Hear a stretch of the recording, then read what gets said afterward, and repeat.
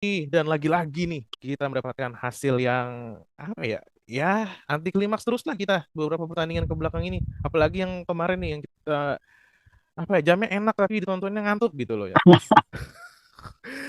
Gue kemarin nonton ya ampun, kayak kita di bulan Ramadan nih kayak memang dikasih ujian biar terus-terus Cobaan ya. beristighfar mengingat yang Maha Kuasa. Nonton Juventus juga begitu. Emang Jadi harusnya terawih kemarin. Kita malah nonton Juve. jadi nyesel kayak nggak terawih. Parah banget Ricky, emang nggak terawih mulu dia. Oke, ini kayaknya banyak hujatan-hujatan juga di semua lini masa, mau di Twitter, Instagram, YouTube apapun itu. Kayaknya memang Juventus ini sudah dalam titik nadir gitu loh ya. Terutama untuk para para pengkritik Allegri ini sudah masif banget, maupun di Italia maupun di Ya. sini ataupun di seluruh dunia, kayaknya sudah ingin sekali mengganti seorang Maximilian Allegri terlepas dari pertandingan yang baru kita saksikan pada hari kemarin gitu loh ya. Oke, kali ini sebelum kita lanjut pembahasan tentang review Juventus melawan Genoa, kali ini gue bersama teman-teman Suara Juventini yang mana sudah biasa live ataupun mengisi video-video Suara Juventini. Yang pertama, yang berbagai baju hitam dengan siapa? Halo, Assalamualaikum. Gua Waalaikumsalam. Pondra Juventini dari Maroko. Temen Jauh. Hatujien. Dari Maroko nih. Biasanya bawa jeruk nih yang seger-seger dari Maroko ya. Yang baju pink nih, kayak orang deket nih. Oke, halo teman-teman Suara Juventini. Assalamualaikum warahmatullahi wabarakatuh. Saya Waalaikumsalam. Ricky dari Juventini dari Italia. Saya tetangganya Allegri saya. Oh gitu, tetangganya Allegri ya. Iya. Boleh nitip pesan nggak buat Allegri Ya, supaya... nanti saya udah banyak pesan kemarin tuh. Datang. Udah saya tampung pesan-pesannya. Oke, gimana teman-teman, puasanya lancar sampai hari keberapa nih? Alhamdulillah. Hari Alhamdulillah. ketujuh, hari Hari ketujuh. ketujuh ya? Oke, Iya, betul. alhamdulillah. Gimana puasa dan terawihnya lancar kan ya? Ya karena Masih Terawihnya sih agak lancar. kurang lancar sih terawihnya sih. Kalau terawih gara-gara Juventus kemarin ya. Kita iya. nggak terawih. Ya, ini berharap Juventus kemarin bisa menang besar ya, minimal 3-0 lah ya. Ini kayaknya malah malah nggak bisa ngegolin, buntu terus dari awal main sampai akhir main gitu loh. Iya. Ini kayaknya udah beberapa match kita stuck begini mulu.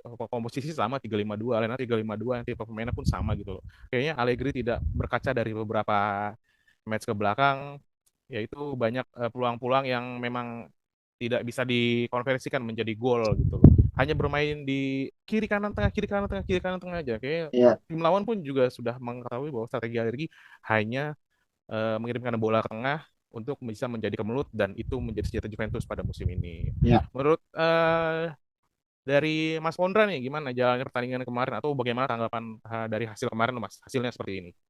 Ya, gua setuju ya so far dari yang dikatakan tadi. Kalau misalnya Juve tampil membosankan, bermain tanpa struktur permainan atau Nah, organisasi permainan yang jelas, bermain tanpa arah, terutama di babak pertama ya. yes. Babak pertama tuh benar-benar sebuah babak pertama yang buruk sekali, tidak ada apa ya pendekatan yang baik gitu dari awal match, dari awal pertandingan. Dan kalau kita berkaca di beberapa pertandingan sebelumnya, dari 7 pertandingan 7. sebelumnya ini, kita hanya menang sekali ya, Ya, Iya. cuma menang sekali hanya dari menang Frosinone. sekali lawan Frosinone. Tapi kalau kita lihat dari lawan Inter, Udinese, Verona, Frosinone, Napoli, Atalanta sampai Genoa itu kita selalu kebobolan duluan. Dan hampir rata-rata tercipta di babak pertama. Artinya kita benar-benar hilang fokus gitu. Tidak seperti di paruh musim yang pertama bahwa kita Iya. dari awal itu pertandingan kita mengambil pendekatan yang tepat. Eh, Tim itu kita lawan, kita press, lawan kita apa namanya, kita kunci gitu ya. Kita golin satu, ketika kita unggul, habis itu kita bertahan. Nah, sebaliknya di pertandingan kemarin itu, bahkan di 6 sampai 7 pertandingan terakhir itu ya kita banyak malah kebobolan duluan gitu dari awal, dari lawan Iya. Inter kan, lawan Inter nggak bisa balas, lawan Napoli bisa balas, kalah.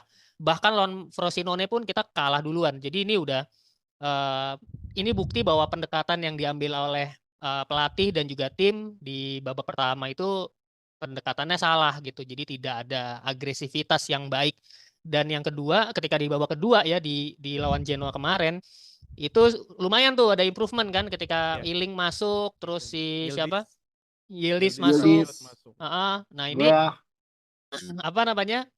mulai ada perubahan tuh. Jadi cuman sayangnya tetap aja peluangnya baru tercipta di menit berapa? 65 ya, 65 sampai Ya. 70. Jadi setelah 20 menit, 30 menit baru tercipta peluang. Jadi ini juga bukan awal babak kedua pun juga tidak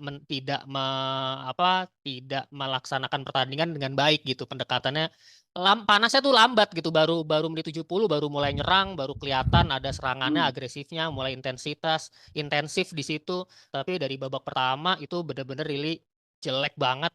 Tidak ada intensitas, tidak ada kohesi ya, nggak ada chemistry antar pemain. Semuanya pemainnya jauh-jauh jaraknya.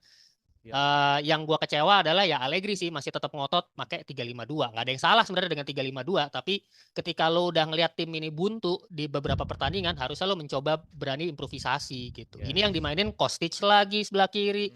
Ya kan? Ya tengahnya memang nggak ada pemain lagi sih selain Miretti, siapa lagi kan? Cuman ya mau nggak mau akhirnya gitu. Akhirnya Chiesa dipasang jadi second striker lagi. Nah ini kan menurut gua harusnya lo bisa improve di pertandingan yang seperti ini. Apalagi lawannya cuma Genoa kan. Itu sih sementara review dari gue.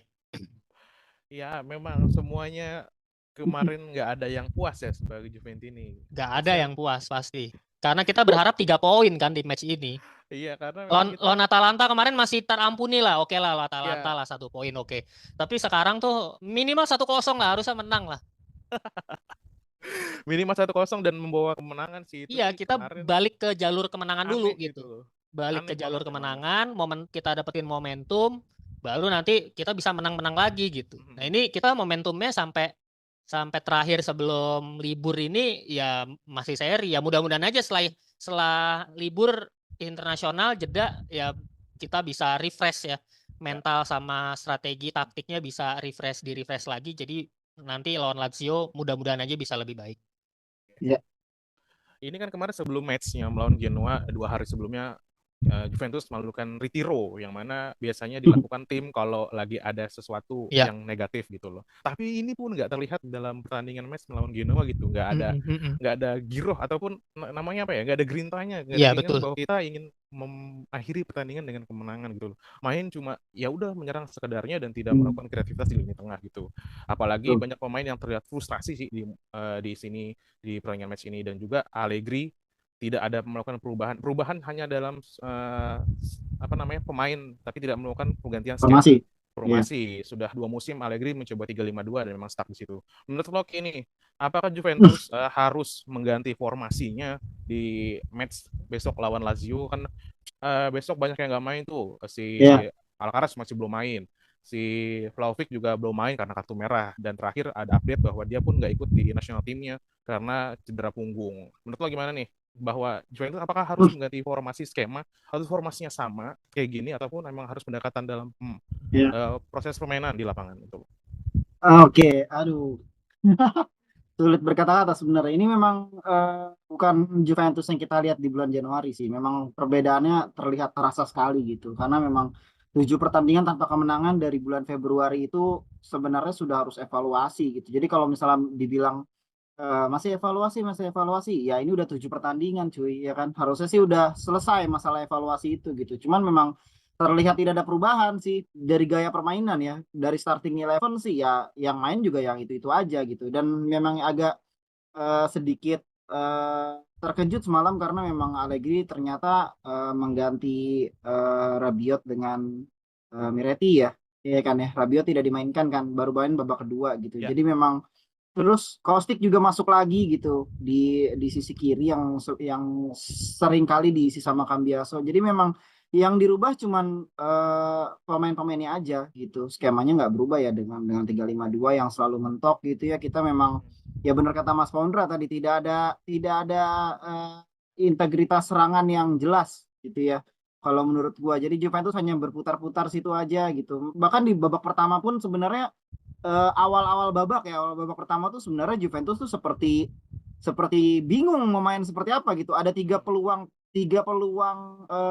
yang benar-benar hampir ya, kalau gue bilang itu udah masuk ke shoot on goal sih ya dari Genoa gitu di babak pertama gitu. Baru setelah itu Juventus mulai terlihat panas gitu ya. Dan uniknya adalah di beberapa pertandingan terakhir Juve yang Juve jalani gitu ya, Juventus malah berhasil menguasai ball Iya, position.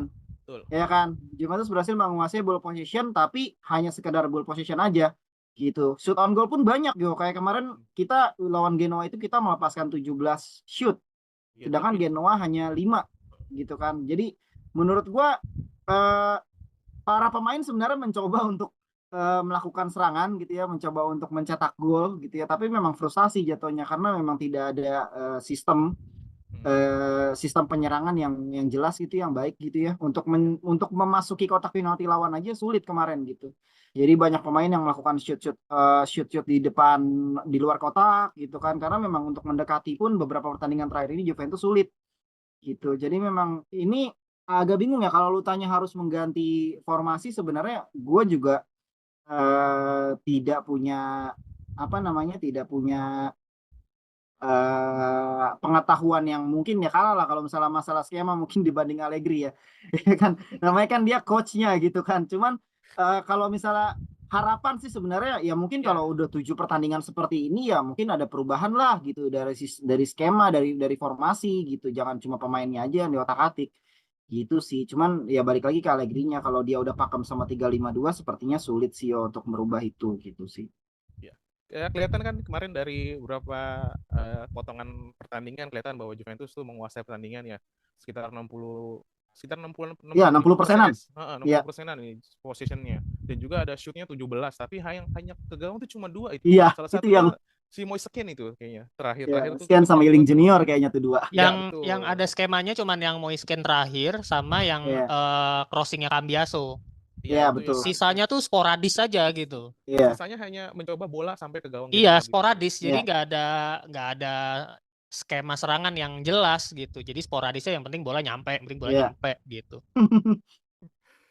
Tapi kelihatan memang Genoa kemarin hanya mencoba bertahan dan menyerangnya pun nggak terlalu sporadis. Itu memang Gilardino menyiapkan skema untuk itu karena dia Iya, tahu bahwa ya secara kualitas kalah lah ya. kualitas dan juga intensitas serangan pun kalah dari Juventus. Terbukti bahwa dia baru memasukkan Ruslan Malinovskyi di sisa pertandingan. Dia hanya melakukan beberapa serangan balik melalui Junior Mesias sama Sirte Gue. Iya, Tapi memang Juventus nih sampai Gatti pun sampai depan kotak penalti pun dia iya, nggak berani ngesut, malah beraninya ngoper lagi kayak nggak punya inisiatif buat ingin memasukkan bola ke dalam iya. gawang gitu loh. Dan juga kelihatan beberapa dapat corner sebanyak 12 kalau nggak salah, 12 corner Yes, itu semuanya nggak ada yang masuk. Biasanya nggak ada corner yang Juventus efektif ya. ini jago biasanya 2-3 gol, ini kayaknya nggak ada apapun gitu dari pertandingan itu. Pertandingan sangat aneh gitu loh kemarin. Banyak teman-teman di luar sana melihat bahwa ini Juventus kita yang puasang apa dia yang mainnya lemas Lemas. gitu. Dari semua pemainnya, dari Bremer juga ada beberapa kesalahan Iya benar. ya, tapi memang semuanya dari gue rasa sih memang dari Allegri gitu loh. Pas dari skor kacamata yang juga pertandingannya sangat jauh-jauh dari kata enak ditonton ini, kita juga jadi susah memberikan rating-rating pemain untuk kedua pemain, khususnya untuk Juventus. Di beberapa pusat statistiknya olahraga yang menilai bahwa Juventus dan Genoa ini kayak bermainnya memang agak imbang gitu loh ya. Banyak juga pemain yang nggak bagus-bagus amat dan juga yang memang poinnya mentok gitu loh. Tapi Iya. memang pemainnya pun bermain juga so-so aja gitu kedua klub ini. Kelihatan dari sini kan kita bisa lihat di beberapa, salah satunya dari skor ini melihat bahwa di Juventus paling bagus adalah si Bremer, dan yang di sisi Genoa paling bagus adalah Martinez kipernya. Menurut Rocky, ini sudah cocok nggak sama pertandingan kemarin ya untuk man of the match dari kedua sisi klubnya? Ya memang Bremer dapat 8 menurut gue ya, karena Juventus juga beberapa kali dapat peluang dari Genoa. Maksud gue Genoa dapat peluang ke Juve gitu ya. Dan Bremer berhasil menjaga gawang Juventus, maksudnya berhasil melindungi Szczęsny untuk kebobolan gitu. Jadi teman di babak awal-awal babak pun Bremer kan beberapa kali melakukan kesalahan juga gitu. Jadi memang angka 8 ini terbaik dari yang paling buruk aja sih menurut gue ya. Jadi bukan karena memang pure dia bermain dengan sangat bagus gitu, karena koordinasi lini belakang Juventus juga nggak bagus-bagus amat sebenarnya di beberapa pertandingan terakhir gitu.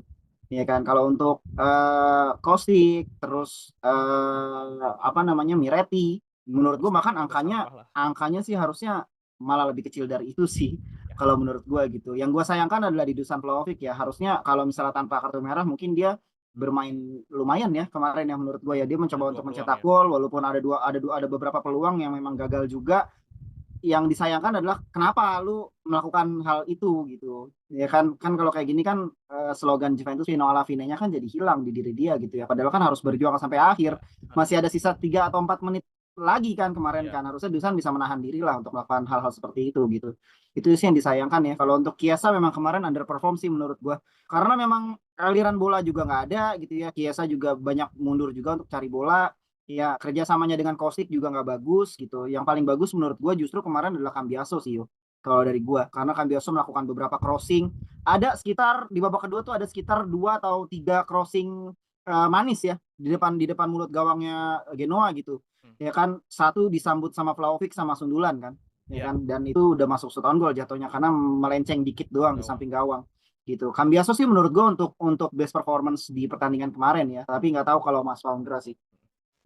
Nah, untuk Mas Pondra, setuju nggak sama Ricky bahwa harusnya sih yang jadi man of the match itu adalah kemarin si Cambiaso. Menurut lo gimana, Mas? Sama, setuju. Gue juga kemarin kan sempat nge-review setiap pemain juga ya di Twitter. Iya. Nah itu juga sebenarnya kemarin agak bingung nih di antara yang terburuk ini siapa yang mau jadi man of the match gitu. Semuanya jelek kok. Tapi so far yang paling bagus di antara yang terburuk ya memang Cambiaso. Iya. Kalau di sini gue menambahkan tadi dari Mas Ricky, Bremer dapat 8 ini menurut gue bukan karena Bremer yang bagus, tapi memang Genoanya nggak nyerang. Iya benar. Genoanya nggak nyerang kok. Di awal-awal babak pertama aja, habis itu mulai dari pertandingan babak pertama sampai habis Jadi itu kontrol ya. udah nyerang. Orang nyerangnya cuma 3 pemain, 4 pemain, ya gampang diambil sama Bremer. Coba kalau dia intensif gitu ya nyerangnya, kayak waktu lihat lawan Napoli misalnya atau lawan Inter, nilai 8 itu bagus gitu. Tapi kalau ngeliat lawannya Genoa dan kemarin nggak ada serangan yang berarti juga, bahkan babak kedua nggak ada serangan berarti sama sekali loh. Iya betul. Mereka juga salah-salah passing sendiri kok. Dribble salah, passing salah sama juga. Jadi menurut gue emang Cambiaso dan mungkin Gatti ya. Gatti kemarin cukup rajin naik ke depan dan kerjasama antara Gatti dan Cambiaso ini cukup hidup di sisi kanan. Dan Cambiaso benar tadi mainnya cukup efektif, bahkan dia menurut gue lebih kreatif ya, lebih kreatif, ada improvisasi, ada manuver-manuver yang kadang dia check in check out gitu ya, ngedet gitu ya, tek gitu, terus dia bisa membuka ruang untuk dipassing, atau dia kadang karena memang dia pemain kidal ya, kayaknya pemain dia aslinya memang di posisi kiri, jadi crossingnya itu emang ditekuk ke dalam kan dia, kayak Robben kan di cutting inside, tekuk pakai kaki kiri, nah itu malah justru lebih tajam masuk ke gawang, dan 2 kali kan Vlahovic dapat umpan itu, dapat umpan persis kayak gitu. Jadi sayang banget Vlahovicnya nggak bisa memanfaatkan itu. Dan yang menurut gue emang paling jelek kemarin memang Vlahovic sih. Iya. Ada satu peluang yang sundulan yang depan gawang banget itu enak harusnya banget ya. gol banget ya, malah kena muka ya. Iya. Pas di mukanya bolanya. Iya, malah kena muka ke atas akhirnya kan. Nah itu kan apa ya, maksudnya lu striker tapi instingnya kok nggak tepat gitu.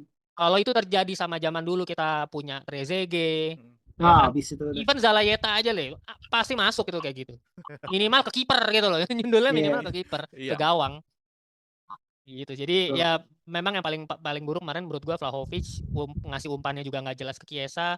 Chiesa ya terisolasi menurut gua kemarin, terisolasi akhirnya jadi benar tadi dibilang underperform karena terisolasi, dia kelihatan main sendiri gitu, tidak ada kohesi gitu.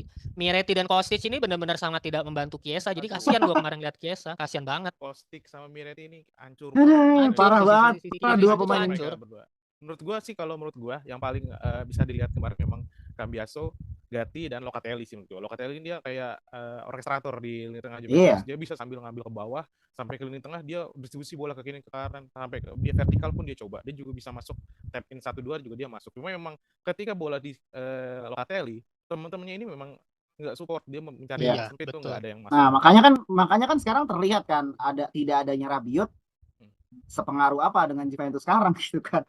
Memang tanpa Rabiot Juventus bukan apa-apa gitu ya. Terbukti lawan sekelas Genoa aja Locatelli sendirian di tengah gitu. Jadi kasihan juga. Locatelli itu gelandang yang sebenarnya lengkap, dia punya apaan aja ada. Cuman perannya semua dikasih ke dia gitu. Regista juga, gelandang ngangkut air juga, ngerebut bola juga. Kalau zaman dulu kita kan ngebagi peran ya. Pirlo yang memang regista, terus ada Vidal, ada Marchisio, ada Pogba, semua di perannya tuh dibagi-bagi. Kalau ini semua dipegang sama Locatelli. Jadi kasihan sebenarnya ngeliat Locatelli. Mirettinya juga entah ngapain, McKennie kadang naik turun. McKennie oke sih musim ini ya. Dia asistor paling banyak loh di musim ini. Banyak ya. Tapi memang kemarin mungkin lagi nggak perform. Underperform ya. Underperform kemarin. Ya terlepas hasil kacamata ini kita menjadi peringkat ketiga ya. Ini masih konsisten di peringkat 3 ya dari minggu lalu ya. Dan masih bisa dikejar sama Bolonya jadi beda 5 poin aja. Anehnya itu kita kemarin beberapa waktu yang lalu hanya beda 2 poin sama Inter Milan. Inter Jadi sekarang Milan. malah beda sekitar 17 poin ini sama Inter Milan. Malah kekejar ya, kekejar Iya di malah kekejar kesalip sama ketiga dan waktu keempat. ini Kemarin gue jadi sempat emang gue yakin bakal di peringkat kedua sih. Inter kayak emang rada berat nih karena konsisten terus. Iya. Ketika masuk Februari kok melorot-melorot malah kesalip sama Milan. Milan udah mulai konsisten nih, udah beberapa kali dapat kemenangan, sudah menyalip kita lah. Poinnya jadi beda 3 poin. Dan kita besok melawan Lazio dan juga Bolonya melawan Salernitana nih. Kalau misalkan kita nggak dapat poin lagi, aduh kita Beda pasti 2. nanti bakal disusul Roma pula, di bawahnya Roma lagi menanjak dengan Daniel De Rossi-nya, semangat Iya. Romanya, semangat perubahannya gitu loh. Dari Mourinho ke Daniel De Rossi ini beda banget permainannya. Mungkin itu bisa contoh sama Juventus ya. Gue sih pengennya kayak gitu. Ganti lah ya udah. Iya, langsung ganti. Ya kalau nggak ganti minimal kayak Sarri lah, legowo gitu, mengundurkan diri dari Iya. Lazio gitu. Karena memang dari pertandingannya pun Lazio nggak perform. Menurut lo gimana nih, Ki, soal klasemen ini? Iya ya, makanya ini kalau untuk Inter memang gue dari semenjak udah mulai beda-beda 5 poin terus ke 8 poin itu sebenarnya gue udah bendera putih ya, jujur aja ya. Jadi udah tidak ada rasa optimis bisa Scudetto lagi gitu. Cuman yang berkali-kali gue bilang adalah tidak masuk di akal sehat gue bisa disalip sama Milan. Itu sih. Itu bener-bener gak masuk akal sehat, bro. Bener-bener itu kacau menurut gue gitu. Bisa kesalip sama Milan yang waktu itu kita udah pede banget gak bakal kesalip nih sama Milan karena udah terlalu jauh. Iya, 7 poin waktu itu. Udah terlalu jauh gitu menurut gua, nggak bakal kesalip lah. Kesalip juga, lu bayangin, itu udah nggak masuk akal sehat sih. Kalau memang kalah sama Inter ya memang udah kelihatan gitu, kita head to head aja kalah sama dia gitu. Cuman kalau untuk kesalip Milan itu udah nggak bisa, udah unacceptable banget lah buat gua gitu, udah nggak bisa gua terima lagi gitu. Itu sih. Nah sekarang PR-nya adalah ya itu, jauh-jauh dari kejarannya Bologna sama Roma yang lagi semangat-semangatnya ya kan. Ya siapa tahu musim depan dengan pelatihnya Genoa kita bisa lebih bagus ya, pelatihnya Genoa. Pelatihnya Genoa si Gilardino itu. Pelatihnya Genoa, pelatihnya Bologna sama Roma. Hati-hati tuh sama Bologna sama Roma tuh. Mas Pondra gimana nih kalau kita nanti di akhir musim, memang kan targetnya kan awalnya 4 besar, tapi kan memang di next UCL kan diganti nih formatnya, jadi kita bisa dapat 5 slot untuk Serie A. Apakah lo ya udahlah nggak apa-apa peringkat 3 sampai peringkat 5 gitu loh. Lo puaskah dengan Emang 5 ya sekarang ya? Sekarang 3. Enggak, maksudnya 5 slot. Oh, 5 slot. Oh, 5 sekarang. Ya, kalau itu sih masuk sih. Masuk sih kayaknya tetap. Masuk sih kalau itu. Cuman kalau kita kan ngelihatnya progres dari pas Allegri musim pertama peringkat 4, musim berikutnya harusnya peringkat 3 kan musim lalu kan. Bahkan harusnya peringkat 2 loh. Kalau kita bisa menang lawan Salernitana yang golnya dianulir kan di menit terakhir tuh kan harusnya menang. Kalau itu tidak dianulir tuh harusnya poinnya di peringkat kedua gitu. Tapi oke lah, masuk kita peringkat ketiga karena diturunin kan jadi peringkat 7. Musim ini harusnya peringkat 2 lagi. Gitu. Kita memang masih belum bisa bersaing untuk Scudetto lah, dari secara komposisi pemain jauh lah dengan Inter Milan yang mereka sudah menyiapkan tim itu dari 4 sampai 5 tahun yang lalu gitu. Fondasinya sudah cukup kuat. Kalau kita dan AC Milan juga fondasinya nih masih sama-sama ngebangun. Jadi menurut gue memang kita saingannya saat ini sama AC Milan. Awalnya gue sempat optimis nih bisa bersaing sama Inter, tapi pas sampai di Januari itu Internya juga masih terus bisa menang konsisten, bahkan di Liga Champion meskipun mereka main di Liga Champion tetap mereka masih bisa konsisten gitu. Malah kitanya yang kehabisan bensin padahal nggak main di Liga Champion, aneh banget. Ya mudah-mudahan sih kita masih belum ketemu Bolonya juga ya. Bolonya musim di pertemuan pertama kita seri kan 1-1. 0-0 apa 1-1 ya? 1-1 ya? 1-1 Mas. Iya, kita masih berat ketemu Bolonya. Kita juga belum ketemu Roma. Atalanta masih menyisakan 1 pertandingan. Jadi dan bahkan ini udah tinggal 9 pertandingan lagi kan, udah separuh di paruh kedua ini udah berjalan. Jadi kita belum ketemu Milan juga. Jadi ini harus hati-hati banget. Makanya besok Lazio juga sebenarnya performanya juga lagi nggak konsisten tuh. 3 kali kalah kan sebelum kemarin tuh lawan Frosinone. Itu juga menangnya agak susah payah. Jadi mudah-mudahan 2 tim pesakitan yang lagi di bulan Februari ini nih kita bisa menang lawan Lazio. Cuman bahayanya main di Olimpico nih. Ini agak ngeri juga. Kalau di Juventus Stadium sih gue yakin menang, tapi kalau di Olimpico nih yang bicaranya beda. Di Roma pun juga mainnya di Olimpico juga kan kita. Iya. Yes. Bahaya sih sebenarnya. Iya, pikirannya gitu, mainnya di Olimpico, di melawan Lazio. Beberapa hari berselang gantian kita yang menjamu Lazio di Coppa Italia. Iya. Oh, kita masih harus lawan Fiorentina juga kan? Heeh. Habis lawan Lazio, lawan Fiorentina, itu juga berat juga Fiorentina. Iya memang agak tricky nih abis ini Tricky banget. pertandingannya. Tricky banget ya memang ya Terjal jalannya. harusnya kita bisa ambil poin penuh ya biar nggak disalip sama Hmm. Bologna lagi, Roma lagi ya dan edannya. Mari kita sudahi saja review keluh kesah kita untuk pertandingan Juventus versus Genoa yang ya ibaratkan gue sih kasihan sama teman-teman yang pada nobar. Udah bayar nobar ngumpulin waktu nggak terawih gitu ya udahlah malah pertandingannya anti klimaks gitu buat Juventus ya semoga di next pertandingan lawan Lazio kita bisa bangkit Coppa Italia Amin. kita bisa melaju lebih jauh syukur-syukur bisa meraih trofi biar kita musim depan rindu Ya, tsunami trofi gitu loh ya. semua MU banget tuh. Ya kita ada sedikit berita update dari salah satu pemain yang sudah berpengalaman di Juventus ini sudah Nice. hatam ibaratnya luar dalam Juventus luar dalamnya Allegri juga dia hatam gitu loh. Ya. Daniel Reggiani akhirnya mau melakukan kontrak extension gitu loh dan ini kayaknya memang salah satu win-win solution buat kedua tim yang mana satu pemainnya ingin terus bermain di tim besar yang satu ingin mempunyai seorang defender yang sudah apa ya hafal dengan Serie A dan juga Juventus dan juga dia cinta sama Allegri gitu loh. Kabar ya. Sabar dan juga Gintoli menyebutnya ketika kontrak di pemain ini salah satu pemain yang extraordinary gitu. Gue nggak tahu lihat dia extraordinary-nya dari mana. Mungkin hanya menyenangkan pemain dan juga pelatihnya aja. Menurut lo gimana Mas Wondra nih perpanjangan kontrak si Rugani ini? Kunciannya Juventus kayaknya gitu. Iya, Rugani ini kan menurut gua harus terus diperpanjang nih. Kita jarang loh punya pemain-pemain yang setia mau dijadikan cadangan. Iya. Ya kayak zaman dulu kita punya Birindelli gitu, punya Iya. Padoin, ya kan, pemain yang selalu siap sedia ketika dibutuhkan, tapi dia mau jadi cadangan dan tidak digaji besar. Jadi ini sangat disayangkan kalau kita sampai lepas Rugani ya kita harus pertahankan terus. Bahkan Rugani itu juga home ground kan, Iya. produk asli binaan Juve juga gitu. Jadi ini kan lumayan buat spot di UCL juga. Dan yang kedua, Rugani ini sekarang umurnya lagi matang-matangnya nih 29 tahun. Jadi sementara kalau back yang lainnya Gatti, Bremer, ini kan Bremer lagi lumayan lah udah masuk Iya. usia 26. Tapi Gatti Iya. kan masih muda ya, 23, 24. Pengalamannya belum banyak. Danilo sama Alexandro udah kepala 3. Jadi sebenarnya yang lagi dalam usia matang ini memang Rugani gitu. Dan Gua Jalo umurnya berapa Tiago Jalo? Jalo 22. Jalo masih muda kan? Masih Iya. muda. Nah, ini jadi menurut gua ini penting sih. Rugani ini pemain yang kita butuhkan gitu ya. Kita penting banget. Dan dia punya semangat yang paling penting itu dia punya ini loh, punya spirit to Juve. Ya. Dan dia dulunya pernah bermain bersama Chiellini, pernah main Yes. bersama Barzagli, dia sudah punya pengalaman dari situ. Dia bisa menularkan gitu ya, menularkan semangat-semangat itu. Harusnya malah yang jadi kapten itu Rugani. Kalau berdasarkan apa namanya, berdasarkan masa bermain ya kan, berdasarkan masa bakti, Pengalaman. kontrak, pengalaman, Rugani harusnya jadi kapten pertama. Tapi sayangnya kan dia tidak first team. Akhirnya Yes. kaptennya dikasih ke Danilo. Malah habis itu Alexandro. Karena memang kebiasaan dia jadi cadangan ya Mas ya dari zaman Iya. BBC dulu jadi Yes. BBC kan terusin harusnya aja. dia penerusnya tuh setelah Barzagli cabut, harusnya Iya. Rugani yang masuk. Ini malah kita beli De Ligt kan saat itu. Iya beli De Ligt, beli Benatia, beli Demiral. Jadi backnya yang asli Ya gonta-ganti terus, iya nggak ada asli Italianya. punya slot dia jadi pemain inti. Tapi memang terlepas dari dia masa bakti yang paling lama di Juventus, tapi memang gue tuh nggak dari diri gue sendiri melihat pemain ini so-so banget gitu ya. Menurut lo gimana kini perpanjangan solution apa memang ya udahlah perpanjang aja dia memang seorang Juventino gitu.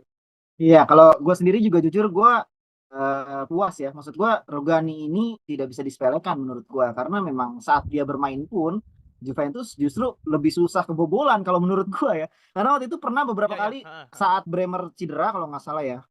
Danilo cedera, Rugani yang main dan Juventus nggak bobol-bobol gitu. Jadi memang tidak bisa disepelekan sih. Dia juga kadang suka mencetak gol-gol krusial di menit-menit akhir gitu kan. Jadi memang di usia yang sekarang produk asli Italia juga, terus pemainnya sabar juga ya kan, teknik, skill segala macam menurut gua ya mengutip kata-katanya Jose Mourinho ya waktu itu ya saat bertemu Juventus gitu, betapa beruntungnya Massimiliano Allegri gitu punya pemain, ada back yang cedera, pemain cadangannya Rugani, sekelas Rugani gitu. Jadi menurut gua ya coach sekelas Jose Mourinho aja memuji dia gitu. Jadi maksud gue ini sayang aja kalau dilepas gitu, karena memang kita nggak tahu back kita masih bisa konsisten bermain kah atau bisa cedera atau apa gitu. Kita masih tenang karena kita masih punya Rugani sih.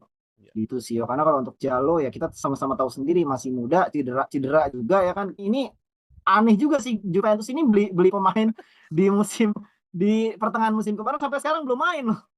Nggak tahu itu kabarnya gimana. Udah masuk first team tapi nggak main-main, nggak tahu apa belum siap atau apa. Training Ya makanya aneh gitu kan. Jadi dengan adanya Rugani memberikan ketenangan sih kalau buat gua menilainya seperti itu gitu. Karena ada satu orang pemain yang memang selalu siap bermain gitu dan tidak bisa diremehkan saat dia bermain gitu sih kalau yang gua lihat ya. Jadi ini keputusan yang bagus. Mudah-mudahan Rugani bisa terus bersama Juve sih.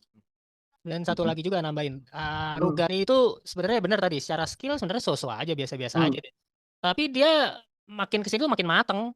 Sama kayak Acerbi, Barzali gitu kan. Acerbi kan sebenarnya biasa aja jadi back, dia main di Milan dulu kan, terus Lazio di 5 Inter. Tapi ketika main di Inter dia udah 30-an kan. Darmian juga sama.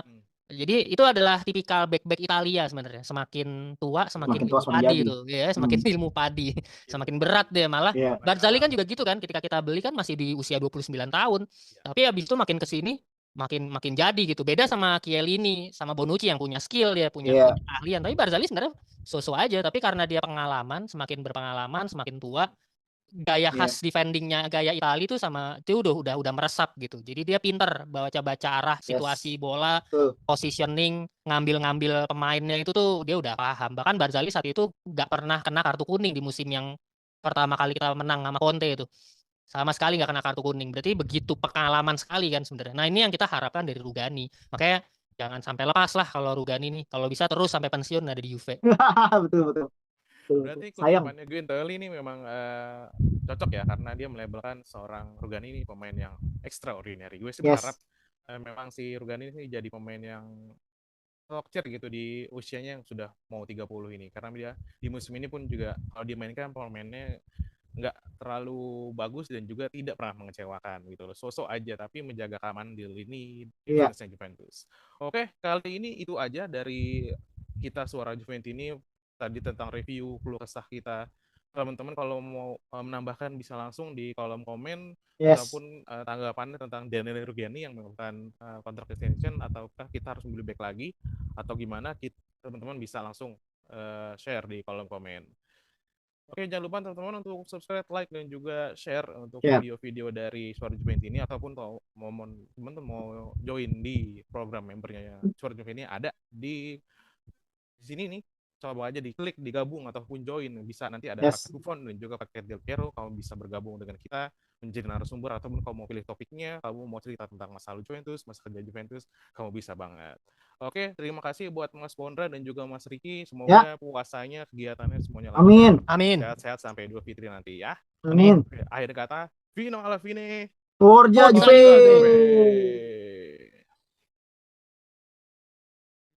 Sip, mantap. Oke. Gokil. Berapa menit?